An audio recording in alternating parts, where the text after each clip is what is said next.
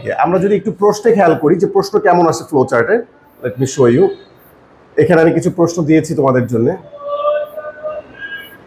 এই যে এগুলো আনসার দেয়া আছে। এখানে দেখো এই যে একটা ফ্লো চার্ট এভাবে থাকবে। Let's say read the following text and make a flow chart showing about Ghazi Pir and his activities.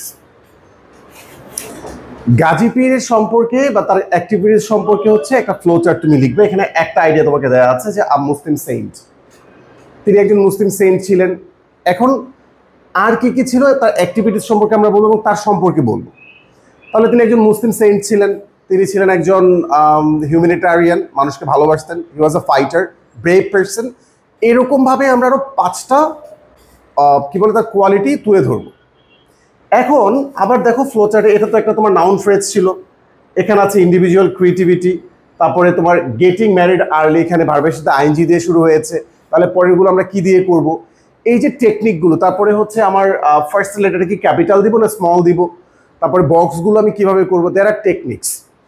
তুমি যখন বোর্ডের পরীক্ষা দিবে, এইচএসসি পরীক্ষা দিবে, আমরা এক্সামিনাররা নর্মালি কি চেক করি যে তুমি কতটুকু লিখতে পেরেছো এবং কতটুকু তুমি এটাকে অর্গানাইজ করতে পেরেছো। So organising skill is very important when you are answering the questions in your exam, I mean public exam like let's say SSC or HSC. So সেক্ষেত্রে তোমার এই টেকনিকটাও জানতে হবে, তুমি কতটুকু জানো, যেটাকে আমরা সাবজেক্টিভ নলেজ বলি। সেখান থেকে ইউ মে গেট 50%, আর আরও 50% আসবে হচ্ছে তোমার স্ট্র্যাটেজির উপরে, তুমি কিভাবে এটা করেছো।